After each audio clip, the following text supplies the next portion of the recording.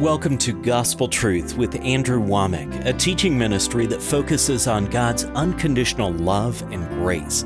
Man, nothing is impossible with God. Everything is available to you, but you have to reach out and receive it. Getting a revelation of these foundational truths affects every area of your life. It's not just one particular thing. We don't have to strive and strain to get something to produce. The Word is the incorruptible seed, and the thing is, it can't fail.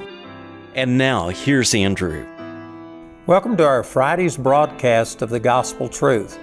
Today is the end of my 5th week of teaching on God Wants You Well, and you know what? I'm not through. I'm going to continue this even into our next week's broadcast.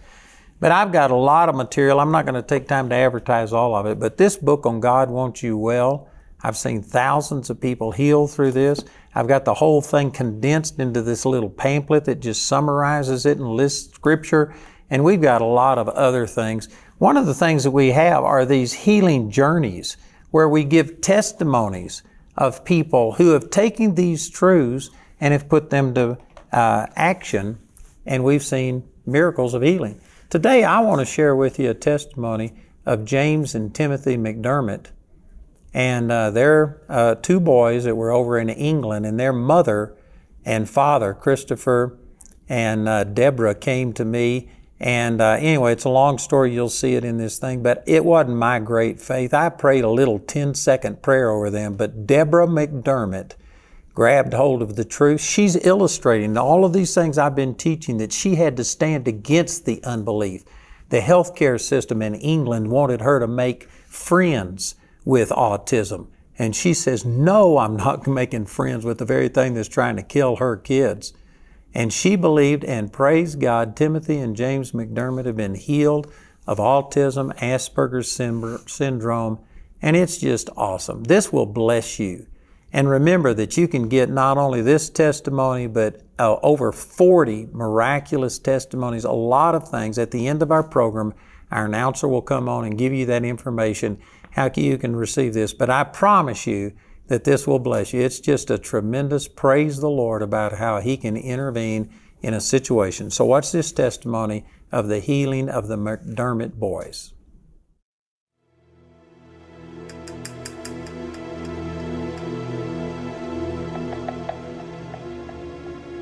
We were and had been for a very long time in a place of crisis as a family. And I was very, very tired. I'd come to the point where I thought I would go mad or drop. No one understands you from the outside. No one had any idea about the kind of life that we were living. Then I cracked.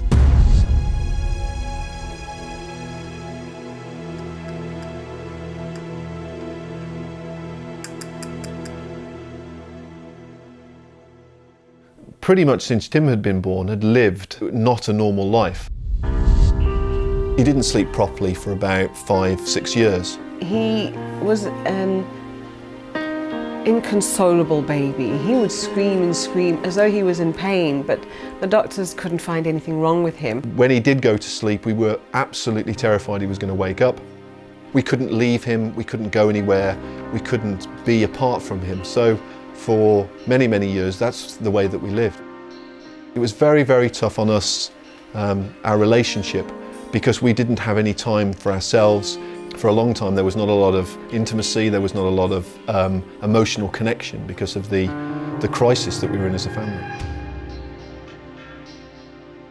When he was about 8 or 9, and he hadn't been to school because we realized that he would have been diagnosed with hyperactivity or a lack of ability to concentrate, because we could see he couldn't even sit down to eat a meal. He would run around the table, take a mouthful, run around the table. And when I taught him his numbers, we would do it in the garden. I'd ask him a sum as he ran up the garden, and he'd answer coming down the garden, and this is how I taught him. He never sat on my lap or lay in bed while I had a bedtime story. He would walk round the carpet touching his favorite bits, going round and round and round. And as long as I would keep reading, he'd just keep walking round and round, touching his favorite bits. Everything was timed, so he knew where he was in the day, what was going to happen next, and the routine had to be very structured. His sleeping had always been a huge issue. He'd wake up after he'd been asleep for an hour or two, and he would jump up screaming in terror and run around the house, but he didn't recognize me. If I went towards him to comfort him, he would see me as a monster or something, and he would be terrified, so it was counterproductive. I just have to stand back and wait for him to calm down. It was just another one of the things that we just dealt with and didn't think much about, but it was quite an issue.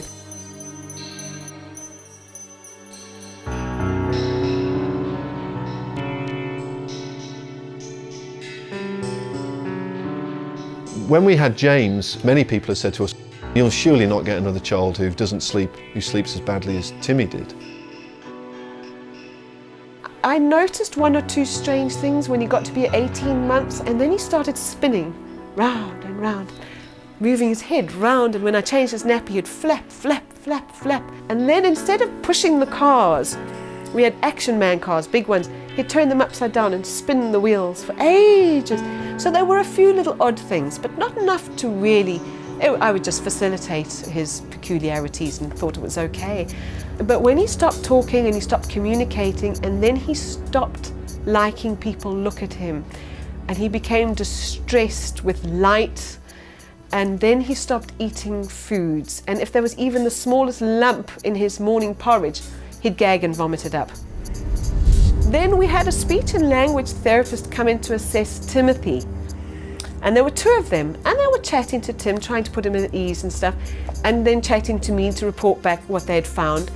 And they were watching James, who was playing with his trains. He loved trains, was his favorite toy. Anyway, what they said to me was, "Oh, isn't it funny how autistic kids love trains?" And I said, "Autistic kids?" So she says, "Well, it's obvious, isn't it? You did know, didn't you?" I said, "No, he's not autistic." So she says, I think you should perhaps have him assessed. He shows a number of autistic characteristics." And that's the first I had even thought of it. I was absolutely gutted. In the days following this 2005 assessment, Timothy was tested and diagnosed with a form of autism called Asperger's syndrome, while his younger brother James exhibited all the symptoms of autistic spectrum disorder. And we suddenly realised that, gosh, we were going to have two children that had got it, and what were the chances of that?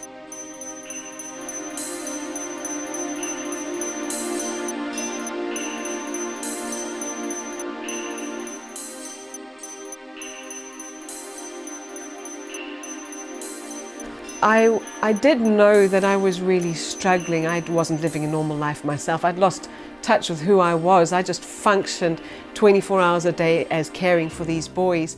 So I was ploughing a lot of my energies into my job because I needed to make sure that that was successful to be able to support the family.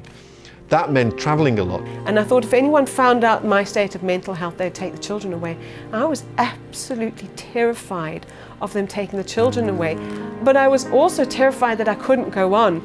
And that's when I cried out to the Lord. I said, if you don't help me now, I'm finished. The incredible pressure and the incredible trauma that you undergo as a family.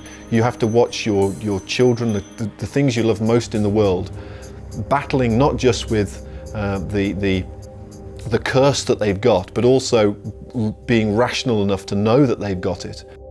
And it was those periods in which Debs found it the most hard, in which she had the darkest days. And it was during one of those dark, dark days that she watched the Mother's Day programme. They were all mums talking about their kids, and they were showing snapshots and pictures and talking about which ones are doing what at school, and they were chatting. And it just hit me like a sledgehammer that what I'm experiencing and what they're experiencing are just so different. And I was weeping, and then I said, you know, why don't you help us? I had been asking God help me for years. And I said, I love my boys so much, and you're supposed to love them more than me. Why have you done this to them? And I said, I would die for my boys. And that's when he said, I already did. I was so stunned, I just shut up. I stopped crying, I just looked into the fireplace and I just stared there. I thought, that really wasn't my thought. That was Jesus talking to me. Oh, and that's when I knew that they were all right. And I thought, well, he'll heal them. I just sat there and stared at the fireplace. The tears went, the pain went, the anxiety went, the fears went.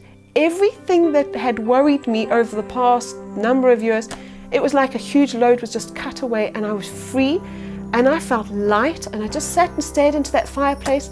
And from that moment on, that despair, that terror, the anxiety that I'd lived with was gone.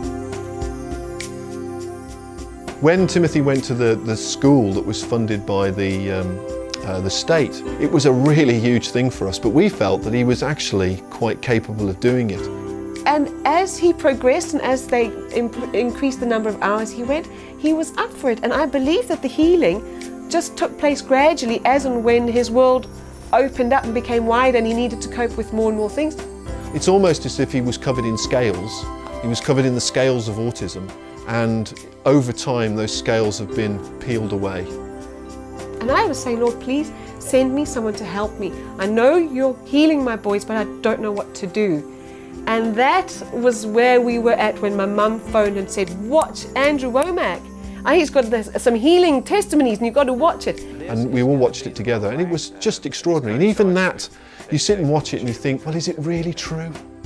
We had missed the beginning of Hannah's story, but we came in, and from where we saw was enough to see what had taken place with Hannah's story. And the bit that struck me and was when he said, piece of cake for Jesus. Piece of cake for Jesus. This is a piece of cake for Jesus. And this smile crept across his face, and I was like, that's awesome. This guy really believes this, doesn't he? You know, and that faith on the inside of us rose up. So Father, Jamie and I just agree, and we thank you that by the stripes of Jesus, Hannah has already been healed. My faith just rose up inside of me. And I thought, yes, he's talking about my God, my one. And that's when Christopher jumped up and went to check out the website. We researched Hannah and her story, and we found out about Hannah's grandparents and Hannah's mum and dad going to live in America, and the grandparents going to the college in Walsall. It didn't just have an impact on Hannah, it had an impact on this incredible family, and they'd all experienced it, and they'd all gone through this process. And again, you're then thinking to yourself, wow, maybe this is all true, maybe this is really happening. And from that point on, started to watch Andrew Wommack every day, but we bought all his books, or as many books as we could get, started to record his programs, watch him on the internet, and we started to build up a kind of trust, I suppose, in what he was saying and in what he was saying we could have. And he shouted from the study, he's going to be in Walsall in 2 weeks. So I thought, well, we'll just have to pray about it. So I phoned Andrew Wommack Ministries and I spoke to a woman there, and I told her the situation. I said, look, we want to come, we want Andrew to pay for our sons, but we just need some help to get there. And I remember she said to me, what can you believe for? I think we can get there, but I'm not sure that I can exercise my faith enough to see us getting into the building. So she said, that's fine, we'll get you there, and if we can't get them out the car, we'll send a prayer team to the car. I thought, yes. She prayed in a way that I had never heard before. And it was great, it was authoritative, it was thanking God that it was done, it was commanding, and I thought, now we're talking. I have not heard this kind of praying. And I was so thrilled, I put down the phone and I said, she said that this is going to happen and this is going to happen and we're going to sleep and he's going to eat. And Christopher was like, yeah, she's never met my son. And for the next 2 weeks, I made a calendar counting down. This is when we're going to go and stay in a hotel. And he would cry every time I said it's another day. And when I said, no, we're going, he'd get in a spinning chair and he'd spin and spin and spin. And he'd refuse to come out for hours sometimes. But the day came and he wept and he wept and he physically was trying not to get into the car. It was hard work. But I just sat down and I prayed about it and I said, Lord, they said that he'd be able to get in the car and that he'd be fine and that you'd calm him and comfort him and all would be well. And so we're coming. And it was amazing because he just smiled up and said, okay, I'm ready, let's go. And we strapped him in and he sat there. Christopher and I just kept looking at each other and sort of holding our breath. It was amazing. We booked into the hotel and he was bouncing on the bed. He was really excited, like this is an adventure. And once again, Timothy was like, he couldn't believe it. And we said, okay, we're going to go and eat at the Kentucky Fried Chicken that the Terradezes ate at. So we were off to the Kentucky Fried Chicken. And that's when Timothy ordered himself some popcorn chicken. We didn't know what to order James, so we thought, well, we won't bother with anything, because if we offer him food and he doesn't like it, he starts heaving. Sat down and he looked at the food. There was no heaving, there was no watery eyes that he would normally have with cooking smells. He sat there, he looked at the popcorn chicken, he said, what's that? And he said, it's something called popcorn chicken. He said, oh, chicken. And he had one. He said, Timmy, mine. And he ate. And when he was finished it, he said, more. He ate a second lot. He probably ate more than I'd ever seen him eat in one sitting, ever. He ate the chips, he ate the chicken. And Christopher and I were just laughing and said, it's a miracle, and we haven't even got there yet. And it was an answer to prayer. It was what she had prayed was happening.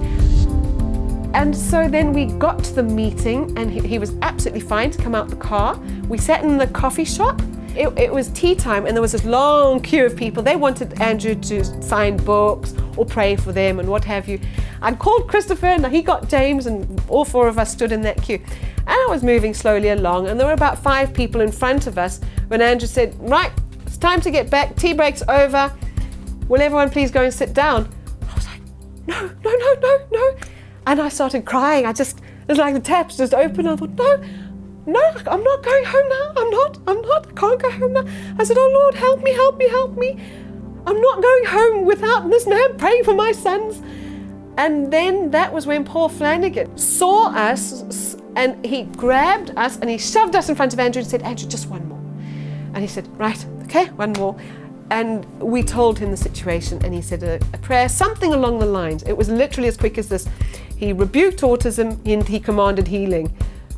And then he blessed us as a family and he thanked the Lord that we were blessed and that we would, something along the lines of fulfill God's plan for our lives.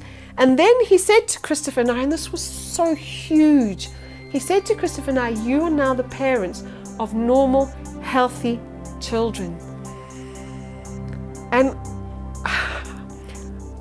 everything happened so quickly. I remember hearing that like the whole world went quiet and it was just these words. To me, and I still believe it was Jesus talking to me. And so that was a promise. That was for me. And I knew that he was right. And I was so moved. And we just slipped out the side door, got in the car, and we went to McDonald's where James ate the chicken nuggets and the chips. I think he'd never eaten, he'd never eaten. And we went home. He went across the road to the little girl who he had known but hadn't played with for over a year, invited her round and they played in the sandpit, on the trampoline in the garden. He played for the rest of the afternoon and that was the time that night that he had the first complete, full, peaceful, unbroken night's sleep since the day he was born. And he was 5 years old at that point. But when 3 months later, he's still sleeping well. When 6 months later, when a year later, 2 years later, he's still sleeping well. And he's starting to become the child that you thought, that you knew was there, but you couldn't reach because of autism. You believe in it and believe in the process. And those experiences have allowed us to start to live a more normal life. So for me, it was very important for us to take the boys back to the psychologists, the people who diagnosed them in the first place, because we knew there was something wrong with them, but we didn't label them Asperger's and autism. That was done by the professionals. He was taken to see the psychologist and she spent an hour with him, an hour and a half chatting to him. And at the end of it, there was no battle, there was no fight. It was patently obvious that he wasn't the boy that had been diagnosed all those years ago. And what they said in the official medical report, confidential medical report from the NHS trust where we lived was that Timothy is a neurodevelopmentally typical young man, and the label of Asperger's syndrome is not applicable. He has been discharged from my care. And that is, to see it written down, to see it, and I know this sounds awful, but to see it official really, really brings it home. So as James developed and as James came out of his illness and came out of his disease, we wanted to do the same as well. And we were expecting probably an even worse fight with James, because we thought, again, we're going to take on the might of the state here, and these professionals aren't keen on being proven wrong, particularly with something like autism, because it is regarded as being something that can't be cured. And so when we went to see the psychologist, she said, well, this is wrong. This diagnosis is obviously not applicable to him. He's a normal boy.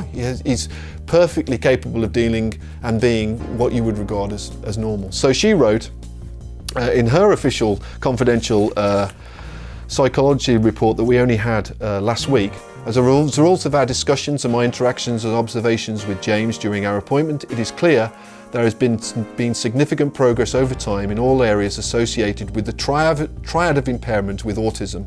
As a result, the label autism spectrum disorder is no longer appropriate for James and should be removed from any documentation in the future that relates to him.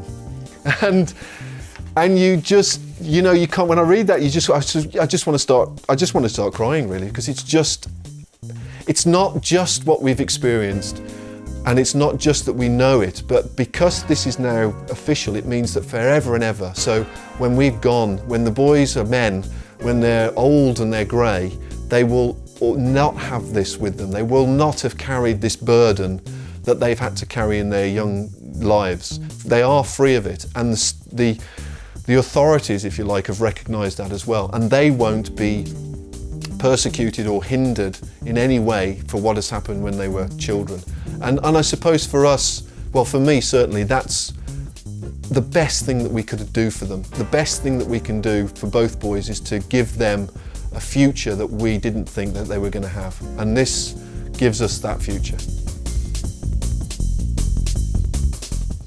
Sometimes you have to pinch yourself to think, well, I'm actually with the same two children, you know, that were born to me, because the change in the way that we play and the change in the way that they relate to me is very pronounced. And I used to dream about all four of us going out to dinner together and not worrying about anything, just like a normal family. I used to dream that if we were invited out to other people's houses, we'd all just go and it would be fine. There wouldn't no fallout, nothing. We'd just be able to go. I used to dream about going to the cinema and eating popcorn, and boys eating popcorn and watching a movie together as a family. None of these things had we ever done before. But we went to the cinema, we bought the popcorn, we did it just as I had imagined. We are a normal family, and I am the mother of normal, healthy children, just like Andrew said. So that's it. Happy, happy.